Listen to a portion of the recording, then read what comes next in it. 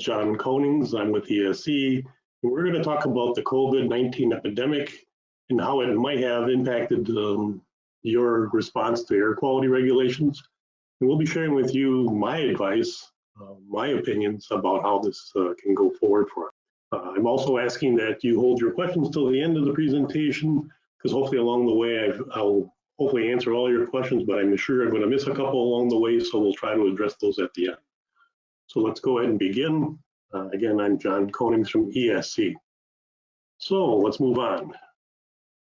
The question always has become now on the COVID-19 shelter in place is how do we do our jobs? And this COVID-19 virus is no joking matter. I'm sure you've seen in the national news lately that we're approaching 60,000 people that have passed away or died because of this virus. So this is very serious. This has been quite a experience for everybody the last 2-3 months, and it's been really rough.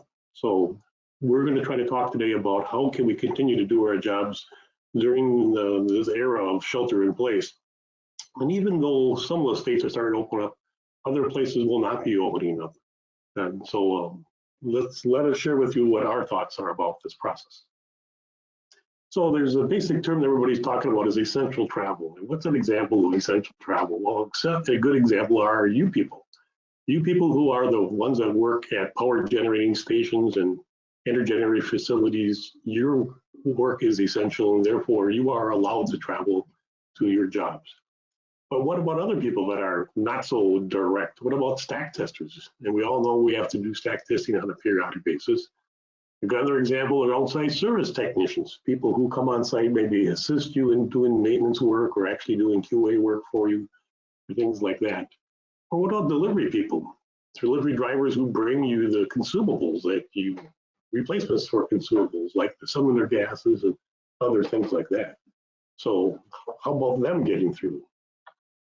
Let's talk about the flip side, non-essential travel. And a good example that I just used here is the office staff at the plants.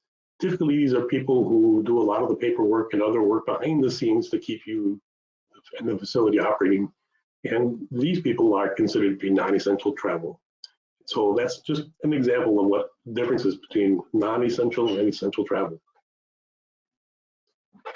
So moving forward, have we got any guidance from the US EPA? And the answer is yes. We have got responses from 2 different groups within the EPA. And we're going to talk about the responses and the guidance from those 2 groups. The first group is the Clean Air Markets Division, which nearly everybody in this webinar should be familiar with. And they're the people that support the use of the CEMS tool.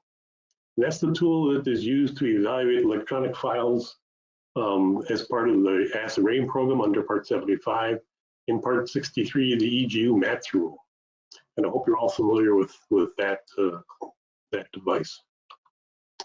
Second response came from EPA's Office of Enforcement and Compliance Assurance, or also called OECA. And these people deal with a much broader set of regulations for air, water, waste products, and other programs. So the CAMD people are very focused on typically power plants and other things like that, where the OECA people are much more broadly based in their viewpoint. Now, what's CAMD's guidance for shelter in place? And here I list the ECMS news link where you can find this information. And all the information regarding CAMD is posted to this website. And then CAMD has also provided 2 sets of instructions about for their guidance. Plus, they had a conference call that was held last Thursday, April 23rd. And I hope many of you participated in that call. So on the next slide, you can see a copy, a screen print of the first message that EPA CAMD provided. And here it's kind of announcing that they're aware of the situation, that they are aware of the shelter in place directives and social distancing advice and all that.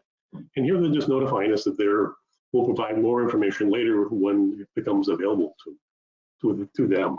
And so when this came up back on March 23rd, I was glad to see that they were aware of the situation and evaluating options. So what else do we hear from them? Well, the second round came out on April 17th, and that's when the EPA administrator signed the interim final rule to reduce the health risks to power plant workers and other essential personnel. The interim final rule lays out QA requirements during the COVID-19 national emergency, and it was actually published in the Federal Register last Friday, April 22nd. And that's an important date, and we'll talk about that why in a minute. And details about this rule can be found at the Emissions Monitoring Regulatory Action webpage, which we're going to show you an example of that on the next slide. And here's a link to that webpage.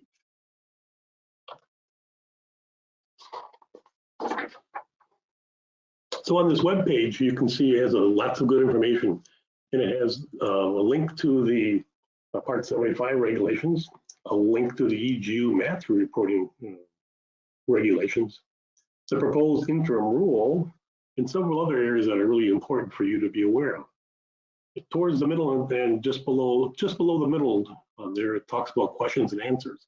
And EPA has actually prepared a document that tries to address the typical types of questions that you're going to be having. Second, below that are two more links to notification templates. The first is called the delayed quality assurance activities, and the second is a template for when you complete quality assurance activities. And so basically you're being required to notify the EPA when a required QA activity is being delayed. And then again, you're providing notification when that delayed activity actually occurs. Let's talk about those a little bit further. In the interim final rule, the EPA has decided that temporary alternative is needed to the Part 75 data substitution requirements if a test is not completed in a timely manner because of travel, client access issues, or other safety restrictions related to the implementation of the COVID-19 emergency. Now, I do want to point out that this interim rule has no direct bearing on Part 60 or EGU MATS reporting. And we'll talk about that a little bit, just as a point of clarification, because the next bullet item, I'm sure people are going to say, but what about those systems that overlap between Part 75 and EGU MATS? For example, what if you're using an SO2 or diluent or flow system, both for Part 75 reporting, but also for reporting under the EGU MATS rule? And we'll talk a little bit about that coming up. So again, what is the interim rule requiring? Again, I mentioned the questions and answers document, and that's a really important document that you should be reviewing. It requires notification within 5 days of when a quality assurance test is delayed, and again, within 5 days when the delayed test is actually completed. So I would expect that if you could not, for example, manage to perform a RADA that was required during the second quarter of the year, at around June 30th, when it becomes obvious you're not going to be able to do it, that you should be preparing using the notice template for delayed quality assurance activities, that you should prepare that notification, and it gets submitted under the signature of the DR, and there's a specific email address that it should be emailed to, and we'll talk about that in a minute here.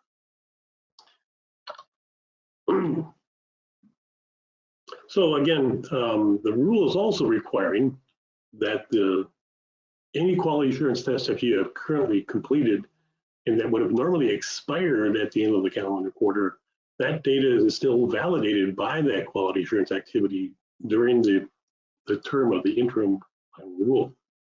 Now, the interim final rule is set to expire. It is not open-ended. It will expire under two conditions. The first is 180 days from when it was published in the Federal Register, and that was last week, April 22nd. And by my count, that 180 days is October 17th, 2020. The other condition by which it expires is if the president would revoke or repeal the emergency declaration that he gave for the COVID-19 emergency, and then the interim rule will expire 60 days after that happens. So there's a 60-day grace period if the emergency notification is withdrawn prior to October 17th. Now again, the templates, there are 2 templates provided at that webpage for making these notifications, and all these notifications are sent to that email address that's listed on this slide. What's my experience of working with the folks at CAMD? Well, my experience has been for these many 20-some years. The folks at CAMD are generally very easy to work with. They want your facilities to be in compliance, but you must bring issues forward so they can work with you to solve these problems. These shelter and the issues that are going to be brought up by shelter in place are new and are probably complicated by a number of factors. So to get a good answer and not necessarily a fast answer, you need to bring these issues to CAMD's attention as soon as you become aware of them. Open that dialogue with them and talk to them and make sure that you're addressing them correctly and that no one's going to be second guessing you down the road. I always hate it when people second guess you because you're the one that's in the trenches doing the work. It's not fair that they second guess you later on. So let's talk about the interim rule. And I'm sharing with you my impression. And I want to say right off the bat, I'm impressed how quickly and responsive CAMD moved on this issue. You know, all these things kind of fell apart in early May, and here we are a month later with an interim rule helping us. So I think the interim rule is being very responsive and is establishing a reasonable alternative course of action for the situation.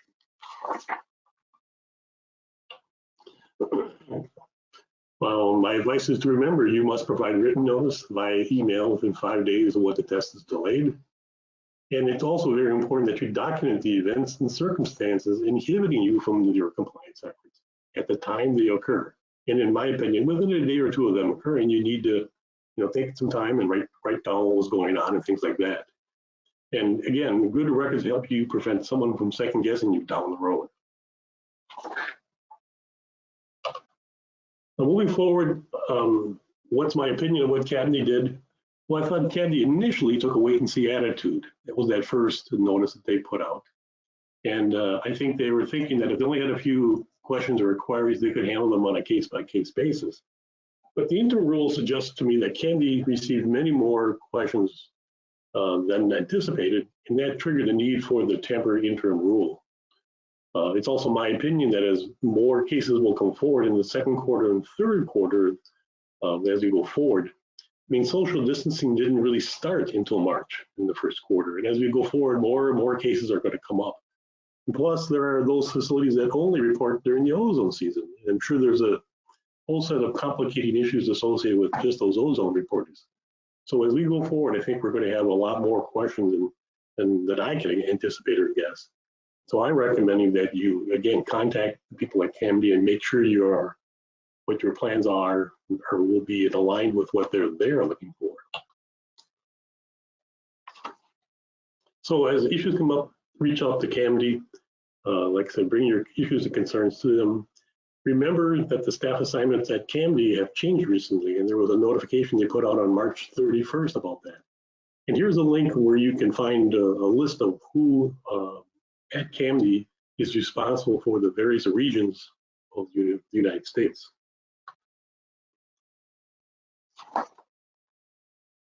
And remember that the region that your facility is located in dictates who at CAMD you need to contact. And as I mentioned before, this was updated and released as recently as March 31st, which is only 4 weeks ago. So the next slide will show you an example of what that says.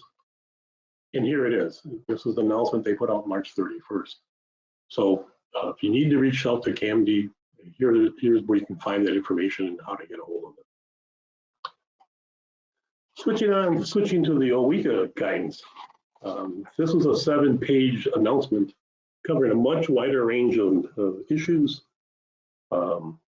It's a temporary policy change, but the length is undefined.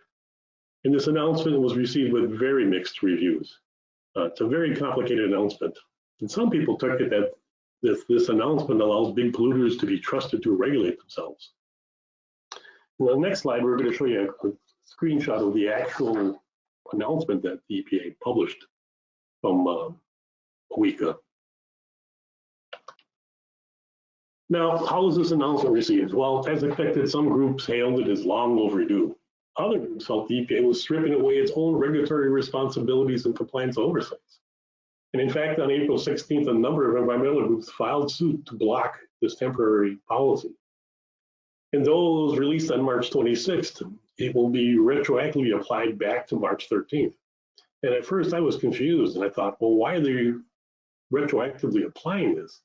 But March 13th is the day that the president issued his emergency order regarding the COVID-19 emergency. And so they were just extending this back to the day that the shelter-in-place rules and all of its complications may have begun influencing how power plants and other facilities perform their QA checks. And some responses were also so fierce that EPA felt they needed to release a second announcement on March 31st, clarifying the original announcement. So where can I read this temporary guidance? Well, here's a link to that where you can find it. And the March 26th second announcement will also be shown on the next slide. So here's that second announcement. And I think EPA was a little offended by some of the people, and you can tell by the title of this that the EPA corrects the record after reckless reporting on temporary compliance guidance. So since there was a little tension there, in my opinion. So moving on, what's my opinion about the temporary order? It's a very broad announcement. They're trying to cover so many different situations through it. It implies that if your facility finds itself in a non-compliant situation for reasons related to your inability to perform the required activities, triggered by the unavailability of needed resources due to the shelter-in-place rules, then the agency will use their enforcement discretion on a case-by-case basis. And I think it poorly explains their attempt to offer potential relief to unknown situations that may be encountered in the future. And also, they talked about enforcement discretion. Well, I think anytime we ever reported an exceedance or a permit deviation to an agency, whether that be the EPA or a state agency, that we hope they understand that there might have been extenuating circumstances and that they would always use their enforcement discretion. So to me, this really doesn't change all that much. So moving on, what's my opinion of OECA's temporary guidance? This temporary policy is not a get out of jail free card, but it sure seems that many people are reading it in that way. And it's obvious that this guidance was added confusion. It really didn't help the situation. And it's kind of by the second notification, why would the agency try to explain itself by sending a letter to Congress? I mean, just very confusing. And so a copy of the second announcement is shown on the next slide. And here it is.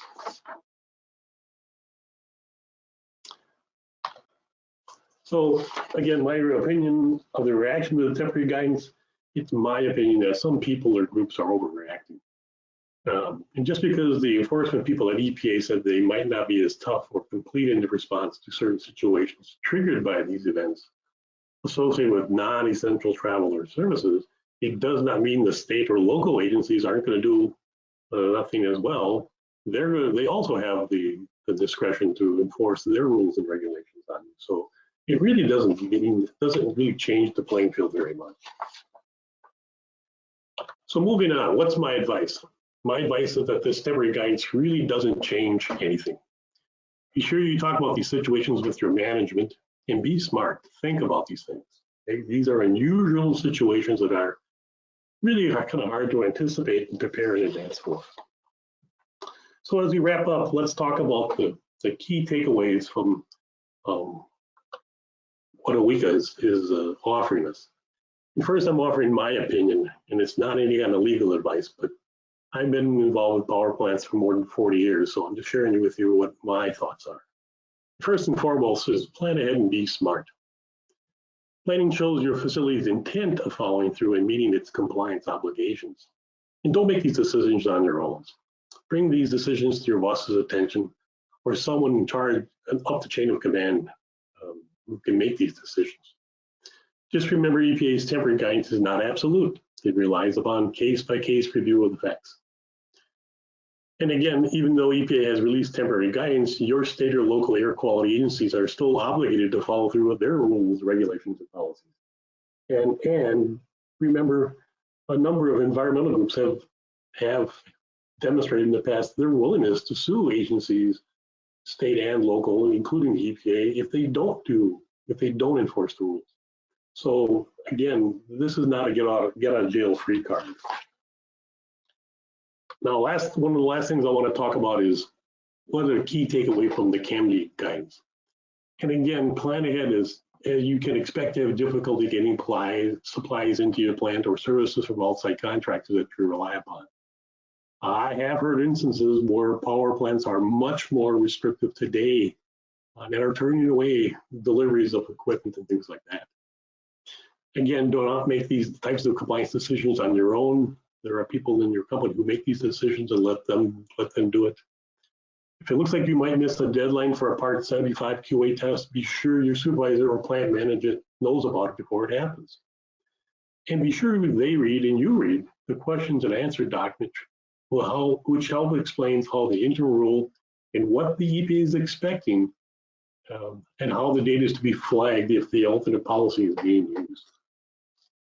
Okay. And that wraps it up. Appreciate everybody taking the time out today to participate in this call. Again, thank you so very much, and stay safe.